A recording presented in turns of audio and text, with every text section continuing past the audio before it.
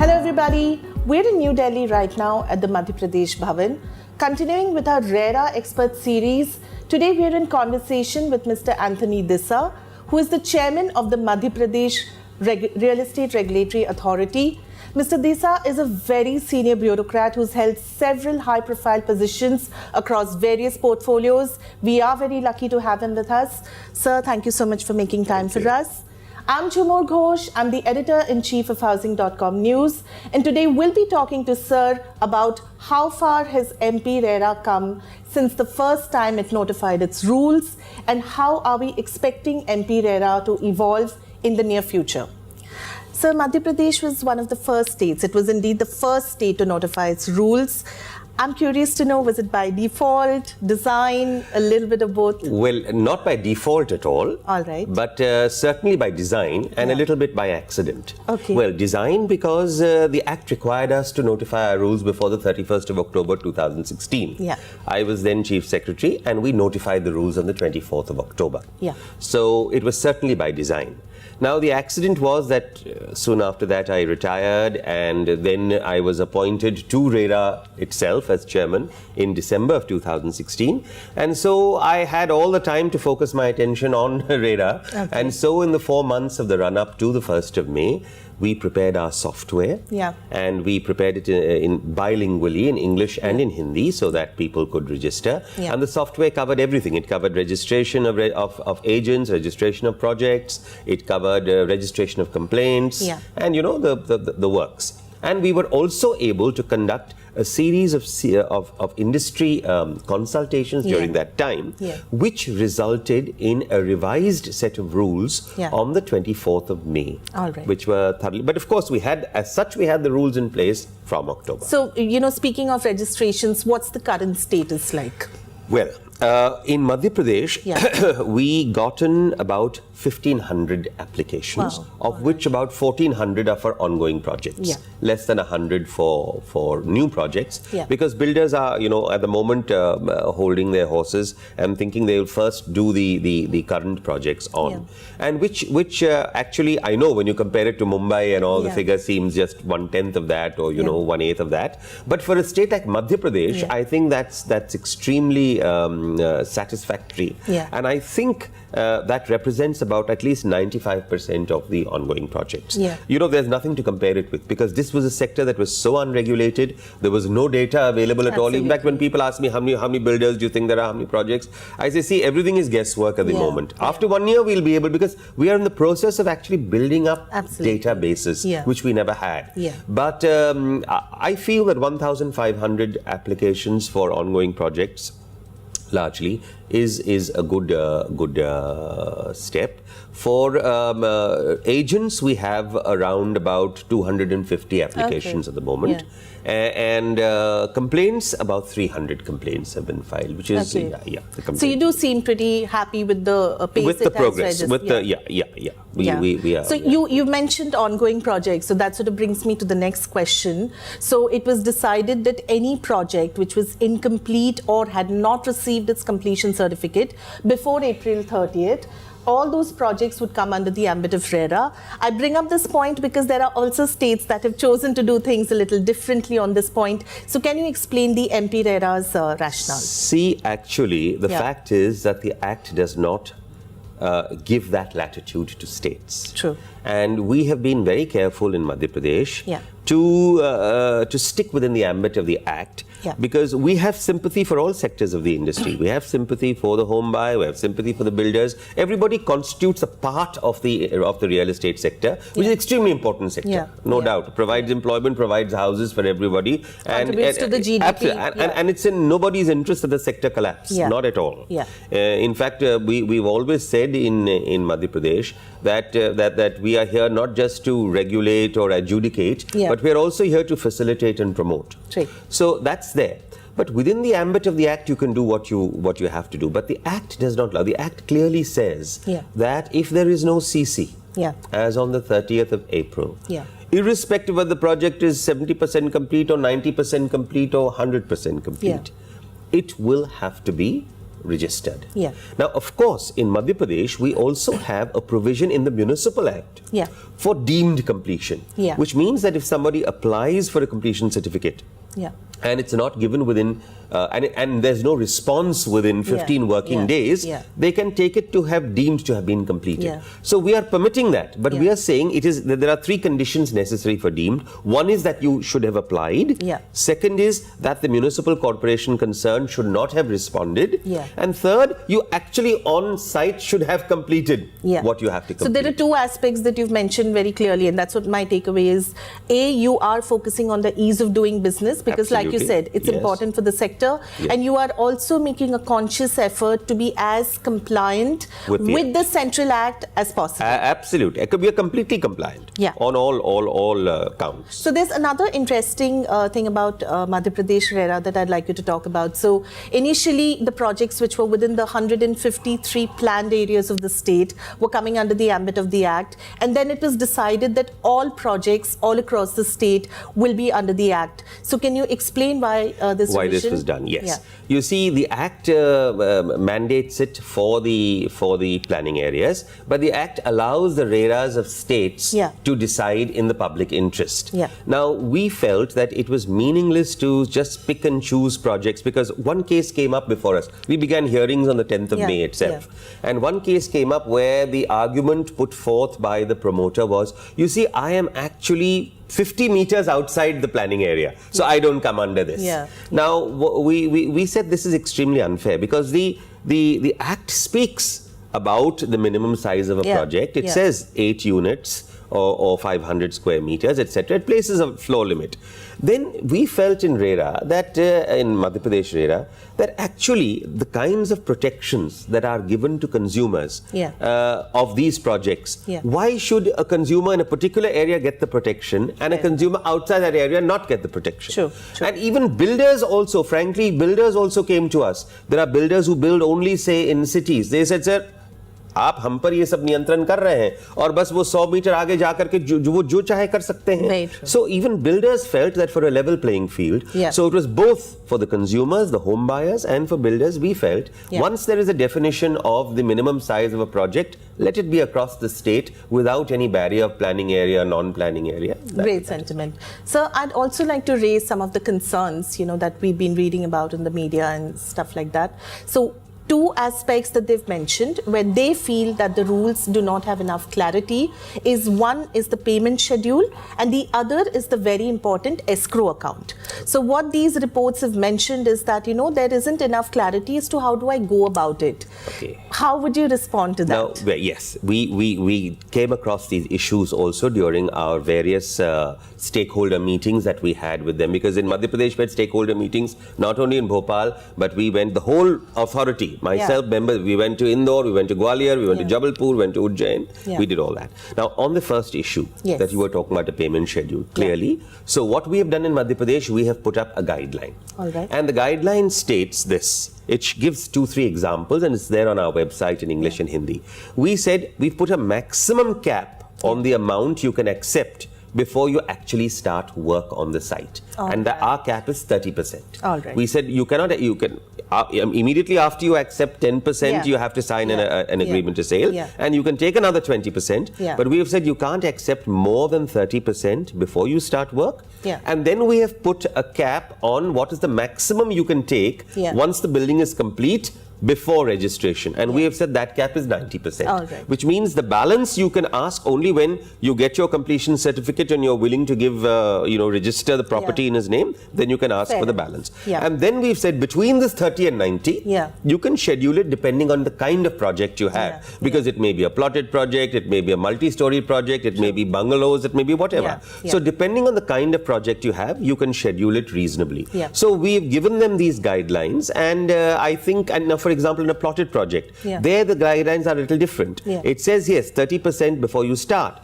But then we've said, the moment you start your waterworks, you can charge so much. When you complete your waterworks, so much. Roadworks, when you start, so much. When you complete roadworks, so much. And electricity, when you start, so much. When you complete, you can charge so much. Because these may go on in parallel in a plotted project. So we've given guidelines. I think there is adequate clarity now on that issue of payment schedule. Then there's the escrow account. The escrow account, yes. In the escrow account, in fact, technically speaking, it's not an escrow account, it's a designated account because the signature of RERA is not required to withdraw the money. But there too, what we have done is, we have put in the format of a chartered accountant's certificate, which we want people to submit.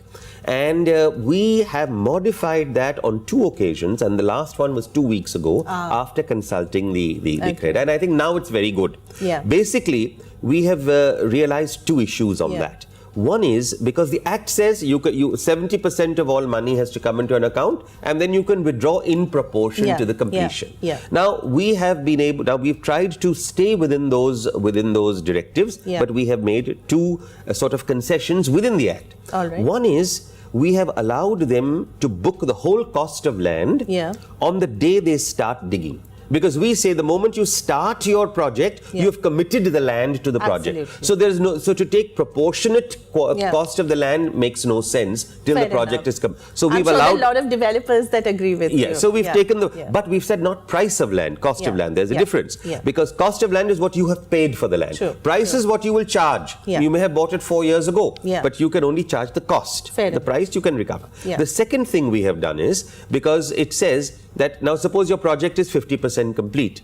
Now what we are doing is, we are saying whatever comes in from the buyers so far, 70% will go into that, then you take 50% of 70. But that is unfair, because buyers too are paying in proportion.